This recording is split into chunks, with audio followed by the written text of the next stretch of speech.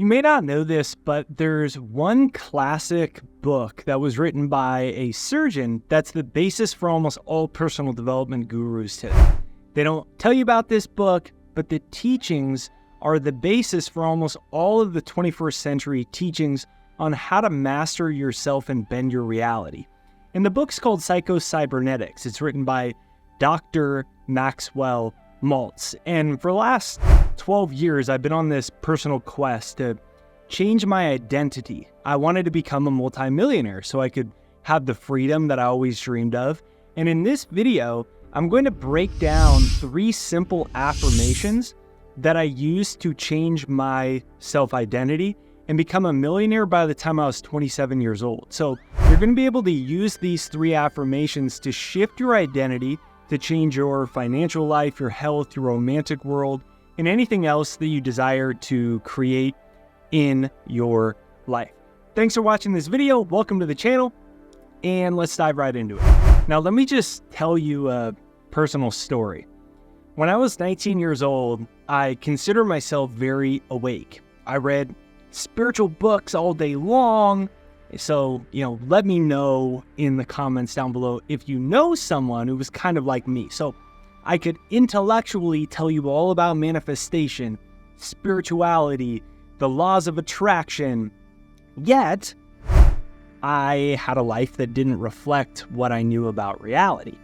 I could tell you that the universe is energy, and as a spiritual being in a physical body, you can bend reality to your will, but my life looked nothing like what I believed. I was totally broke. I dreamed of being a successful published author, making good money, doing what I loved. Yet, I was struggling to pay $600 monthly rent, and every single publishing company that I had been in contact with had rejected me for my first book. So, you may know someone like me, or maybe you can personally relate to this, right? You know all about how reality works, but like me, you haven't been able to really make it work in your own life. And one day I was reading Dr. Maltz's book. I stumbled on a powerful teaching that changed my life forever. He said, a human being always acts and feels and performs in accordance with what he imagines to be true about himself. Now, that concept right there became my very first affirmation. How I view myself controls the digits in my bank account. And this is where I met my first mentor. He told me a simple teaching that would eventually help me earn millions of dollars. And he said, how you view yourself controls your annual income. How you view yourself controls your annual income. This mentor of mine was a beautiful man. His name's Bob Proctor. And he led me to confront all these inner contradictions that I had. I recognized I was unknowingly repelling financial abundance and all the success that I wanted because I had beliefs that I wasn't smart enough, because I was a college dropout. I believed I was too young to become financially successful, that none of the book publishers wanted to publish my books, that I believed money wasn't important, and I was gonna be just fine without any of it. And this was a pretty painful realization that I had unintentionally become my own barrier to success due to my misconceptions that I innocently believed about myself. My first affirmation, how I view myself controls my annual income. That became my really sobering truth that allowed me to go from $20,000 a year annual income to $20,000 per month, and then onto my way of hundreds of thousands of dollars every single month. And this summarizes big idea number 1.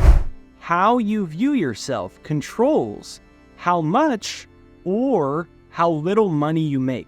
Your self-identity creates your financial reality. You can comment that down below. Your self-identity creates your financial reality. And this led me on to the second affirmation. My imagination controls my self-image. My self-image controls my income. Now, in Dr. Maltz's book, in Cybernetics, It was really one of the first books to teach that your nervous system, it can't actually distinguish between an imagined experience and a real experience. So basically, this means your brain doesn't know the difference between real experiences and imagined experiences that you've imagined well enough to evoke feelings for. And one day I was on a mentoring call with Bob Proctor, and he asked me, he's like, Jake, why aren't you successful the way that you desire to be? And again, I just told him this grocery list of reasons. I'm too young. I'm still learning. The publishing companies have all denied me. I'm not smart enough. I need to learn more. I need more time. I have to be more patient. I don't have a business degree from a university. I'm not as smart as I think. And on and on and on the list went. And you could think about what some of those logical reasons you might have. And I can really remember this moment still. I had goosebumps running up and down my arms. I'm sitting silently in the car. I'm parked on the side of the road. And Mr. Bob Proctor says, Jake, everything you're telling me is just a rational, innocent lie that you've told yourself so long that you believe it's absolute truth. He said that all you believe about yourself is just the product of your own imagination, for better, or in my case, for worse. And this is exactly what Dr. Maltz said, that your self-image, strongly held, essentially determines what you become in life. Now, that was the moment I decided I was going to shift my identity. And every day I began listening to a Success Hypnosis MP3. You can actually download it for free right there down below. Just click the link in the description, or you can go to the top pinned comment right there down below, or type in the URL. It's jakeshypnosis.com. And you can actually use my Success Hypnosis for free. So every day I just began listening to this, and I started mentally rehearsing an entirely new reality and living in my imagination as an entirely new me. So I began to see myself as a confident public speaker. I was successful. I'm mentally rehearsing shaking hands with executives from large corporations who are paying me to give speeches about my books. I saw myself sitting across the table from book publishers. I'm signing contracts. I'm opening checks for hundreds of thousands of dollars to publish my books. Yeehaw, woohoo! I see this whole new me. So I begin seeing myself as a successful YouTuber. I'm reaching millions of people every single month with my videos. I could feel the cool wind on my face as I'm driving around in my dream car with the convertible top down. The sun is gently kissing my face. Now, I did this every day for 10 minutes, twice a day. I just listened to the Success Hypnosis, and I started mentally rehearsing an entirely new me. Now, I started to see myself as a competent, successful entrepreneur. I started seeing myself as a high-income earner, an internationally published author. And of course, none of this had actually happened yet. But in my mind, it was now real. I was no longer thinking about my old grocery list of beliefs about why it wasn't happening and how I was not good enough XYZ. It was happening now in my mind, and I knew it was coming to me at lightning speed. And in the first year, my income skyrocketed to over $100,000 a year from $20,000 in a year. And at the age of 27, I achieved a multi-million-dollar net worth. And by the time I was 30, I had made over $7 million in profits. And this proves the power of affirmation number 2. My imagination controls my self-image. My self-image controls my income. And now for affirmation number 3, I want to take you back to ancient Rome. I want to go all the way back to the 8th century BCE, over 1,500 years ago. There's an ancient proverb that I think you'll really enjoy. It says, everyone is the smith of their own fortune. And this proverb is about a tale of a blacksmith. His name's Marcus. So he's known for having an incredible craftsmanship ability, has great skills, but he's plagued by a lack of financial success. Despite having all this skill and he's not where he wants to be. He sees that his neighbors, these other blacksmiths, making a bunch of money while he's withering away in obscurity. And one day a wise man suggests that Marcus needs to forge his own mind the same way he's forging the tools that he's creating. He said everyone is the smith of their own fortune.